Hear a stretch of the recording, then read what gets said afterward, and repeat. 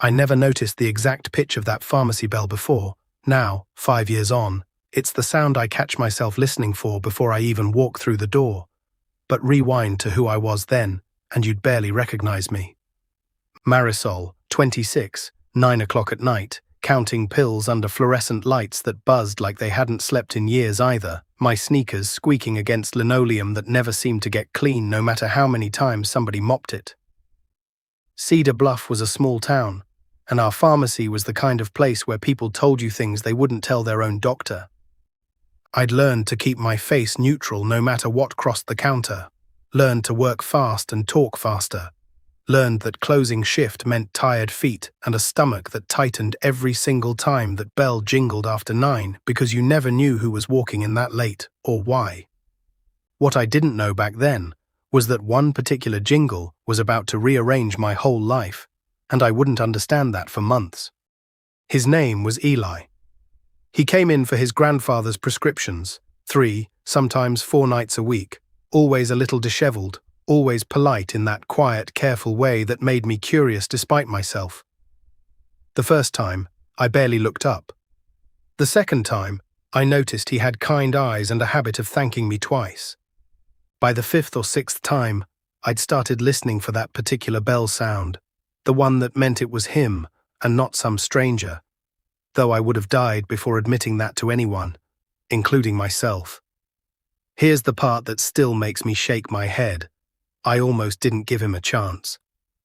I'd pegged him wrong at first, assumed the tired eyes and rumpled jacket meant he didn't have his life together, and Lord knows I'd sworn off men who didn't have their lives together. Funny how sure we can be about a person after 5 minutes of counter-conversation, and how wrong that certainty can turn out to be. I wonder if you've ever done that too, written someone off in the first 60 seconds, only to eat your words later.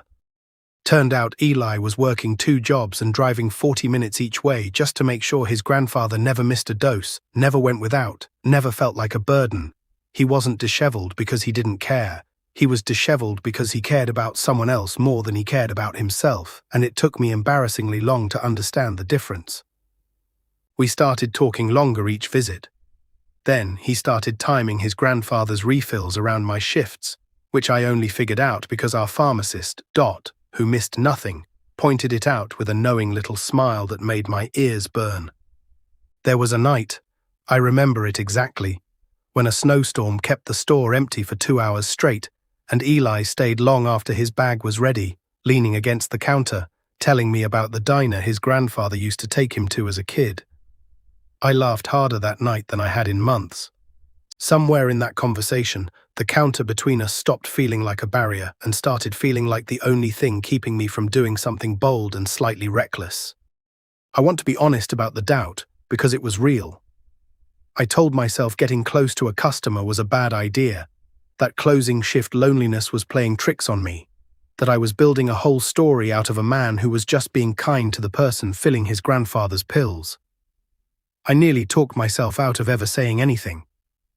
What finally moved me wasn't some grand gesture. It was Eli's grandfather of all people, leaning over the counter one evening and telling me with a wink that his grandson hadn't shut up about me in weeks. Sometimes the people who love us see the truth before we're brave enough to admit it ourselves. So I said yes to coffee, then yes to dinner, then eventually yes to a life that looked nothing like the one I'd pictured for myself at 20, back when I imagined romance and medicine belonged in completely separate rooms of my life. 5 years later, that same bell rings, and I don't tense up anymore. I smile, because more often than not, it's Eli walking in to grab dinner before we drive home together, his grandfather's photograph still taped up by our register because Dot insisted we keep it there, a little reminder of how this whole thing started. The girl who used to dread the sound of that chime is someone I look back on gently now, almost like an old friend I've outgrown but still care about. What stays with me most isn't the romance, exactly.